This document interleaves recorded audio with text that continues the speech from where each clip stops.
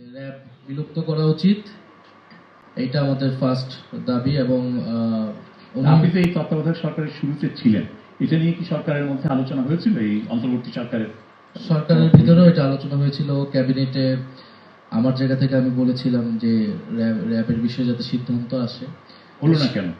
সেই সময় যুক্তি ছিল যে সেই সময় তো আইন শৃঙ্খলা পরিস্থিতি টালমাটাল, তখন পুলিশ বাহিনী বলতে গেলে নিষ্ক্রিয়। এখন যদি আমরা আরেকটা বাহিনী, সেটা একটা নেগেটিভ ইম্প্যাক্ট করবে এবং সরকার এটা ফলে পরিস্থিতি অনুযায়ী পরবর্তীতে এটা করা হবে। সেই পরিস্থিতি থেকে কি আমরা বেরিয়ে আসতে পেরেছি এখনো? সেই পরিস্থিতি থেকে তো যতটুকু এসেছি এর থেকে তো বেশি উন্নতি করা সম্ভব না। ফলে র্যাব বিলুপ্ত করা উচিত।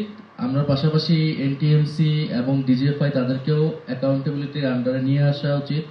আমরা এই দাবিগুলো করেছি এবং সেই সময় কিন্তু আইন প্রণয়নের কাজ শুরু হয়েছিল। ডিজিএফআই, এনটিএমসি আইনগুলো সংস্কারের কাজ শুরু হয়েছিল, কিন্তু এখন পর্যন্ত আমরা সরকার জায়গা থেকে পাইনি।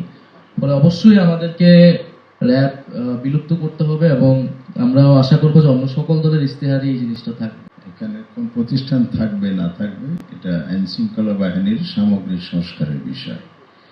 রাষ্ট্রীয় নীতি ঠিক থাকলে এবং জবাবদিহিতে থাকলে এগুলো অনেকাংশে দমন হয়ে যায়। ধন্যবাদ। সেই জন্য আমরা র্যাব থাকবে না ওইটা থাকবে। আমরা আরেকটা প্রশ্ন নিয়ে শেষ করতে চাই, সেজন্য খুব সংক্ষেপে। আপনি জনগণের নিরাপত্তার জন্য যে ধরনের উপযোগী সংস্থা দরকার, ইফেক্টিভ দরকার, কোন বাহিনী কোথায় ফাংশন করবে, লক্ষ্যটা ঠিক করতে হবে। ধন্যবাদ। আমার রাষ্ট্রকে, আমার জনগণকে নিরাপদ রাখতে চাই। আইন শৃঙ্খলাকারী বাহিনীকে রাজনীতির বাইরে রাখতে হবে, অর্থাৎ রাজনীতিকরণের বাইরে রাখতে হবে। আমি ক্ষমতায় গেলাম, আমি আমার পারপাজে ইউজ করলাম পুলিশ, র্যাব, অন্যান্য বাহিনীগুলোকে, তাহলে রেজাল্ট একই দাঁড়াবে, শুধু একক হবে না। র্যাব তো একটা প্রতিষ্ঠান, তাকে ব্যবহার করা হয়েছে, যে কারণে র্যাবের আজকে এই অবস্থা হয়েছে।